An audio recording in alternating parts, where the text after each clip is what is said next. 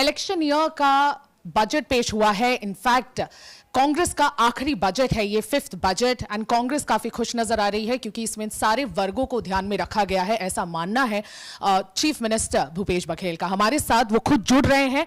Sir, आपका बहुत स्वागत है इंडिया टुडे पे। सर, ये जो बजट है सभी को ध्यान में रख के दिया गया है, लेकिन इसमें फार्मर्स, वुमेन और यूथ कहीं ना कहीं उनको ज्यादा प्रावधान दिए गए हैं। आपको लगता है कि इन बजट में उनके अलावा भी जो कई सारे जो वर्ग हैं उनको भी क्या क्या बेनिफिट्स मिलेंगे? सर देखिए, ये भरोसे का बजट है, ये न्याय के बजट है। पहले हम राजीव गांधी किसान न्याय योजना लागू किए, फिर भूमिहीन श्रमिक न्याय योजना लागू किए, फिर गोधन न्याय योजना लागू किए। अब इन सब का विस्तार भी कर रहे हैं। जो भूमिहीन श्रमिक न्याय योजना है कि उसका विस्तार गांव तक के सीमित नहीं बल्कि उसको नगर पंचायतों तक ला रहे हैं। दूसरा, जो हमारे जो छात्र छात्राएं हैं जो आश्रम में हॉस्टल में रहते थे, उनके लिए राशि में हमने वृद्धि की है। और उसके साथ साथ स्वामी आत्मानंद अंग्रेजी स्कूल, उसके लिए 800 करोड़ की व्यवस्था की है। हमारे जो भूमि जो आवासहीन है उसके लिए 3200 करोड़ का प्रावधान किया है।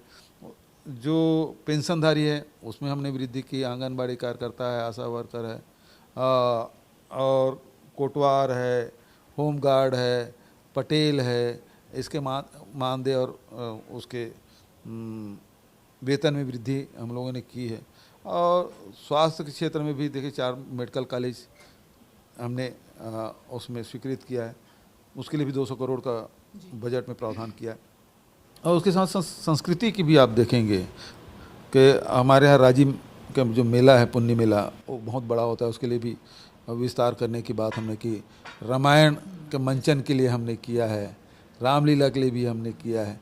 तो वो सब चीज़ें इसमें प्रावधान है जो छत्तीसगढ़ के जो विकास के लिए आवश्यक है, चाहे भौतिक विकास हो चाहे मानव विकास हो। और हमारे में तो लक्ष्य यही है कि व्यक्ति की इकाई मान के हमने बजट बनाया, तो इसलिए सभी वर्ग के लिए न्याय हो, ये हमारी कोशिश इस बजट के माध्यम से रहा है।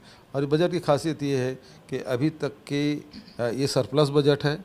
दूसरी बात ये है 2011 के बाद आज तक हमने बाज़ार से ऋण नहीं लिया है, ये सबसे बड़ी बात ये है। तो ये बताता है किसान भी एक अच्छा अर्थशास्त्री हो सकता है, और हमने ये करके दिखाया है।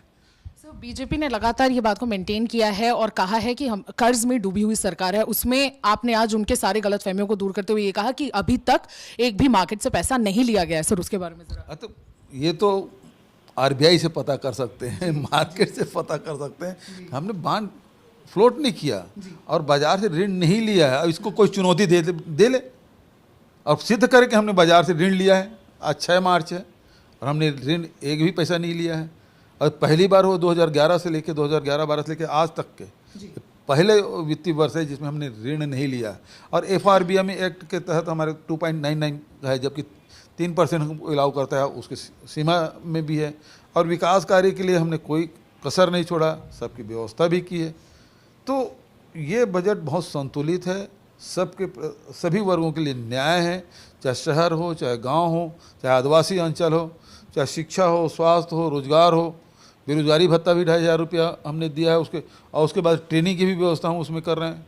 तो सभी वर्गों के लिए स्वास्थ्य है, रोजगार है, शिक्षा है, सबकी व्यवस्था और संस्कृति है, सबके लिए इसमें प्रावधान किया गया है। सर, अनएम्प्लॉयमेंट दर छत्तीसगढ़ का सबसे कम है पूरे इंडिया में, लेकिन उसके बावजूद अनएम्प्लॉयमेंट अलाउंस घोषणा की गई, वो क्यों किया गया? देखिए, पहली बात यह है कि एक आंकड़ा आपको बताऊं, 2017-18 में किसानों की संख्या जो रजिस्टर्ड थे 12 लाख थे।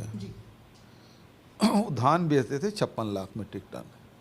आज 2022 में ये संख्या 23.5 लाख है, तो दुगुने के आसपास है।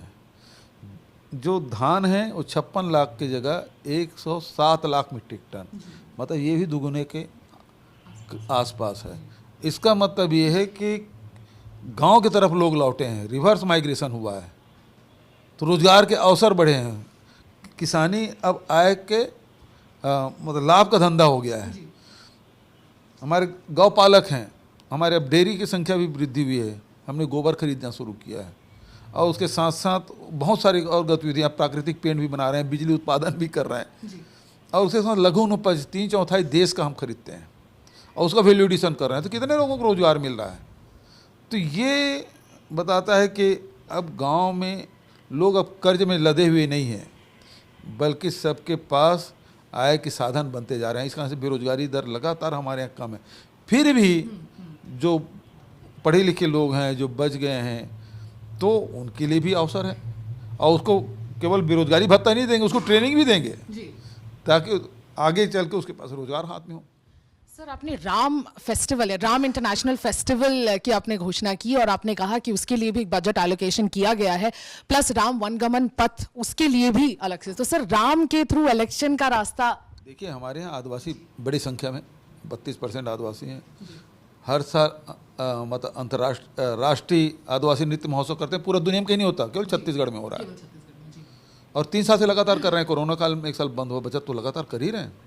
और उसके साथ साथ यहाँ की जितनी भी संस्कृति है, यहाँ की जो धरोहर है, उसको हम सहेजने का काम कर रहे हैं।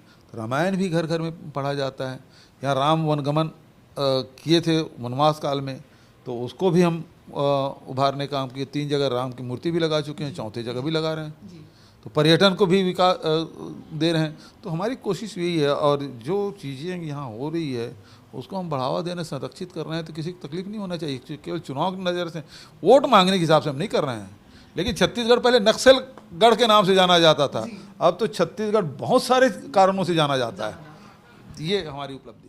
सर, बीजेपी ने कहा कि आपने कहा भरोसे वाला बजट है, बीजेपी कह रहा है भरोसा तोड़ने वाला बजट है। उनके लिए आप क्या जवाब देना चाहेंगे? वो हमेशा यही कहते हैं, लेकिन फिर भी वो इस बार कह रहे हैं कि ये एकदम ज्यादा इलेक्शन को मद्देनजर ज्यादा फ्री भी इसमें अनाउंस की। देखिए, मेरे 53 मिनट के बजट भाषण के दौरान एक शब्द नहीं बोल पाए, और बोले तो केवल अध्यक्ष जी से कहे हो कि कटौती प्रस्ताव के लिए हमको समय और बढ़ा दीजिए।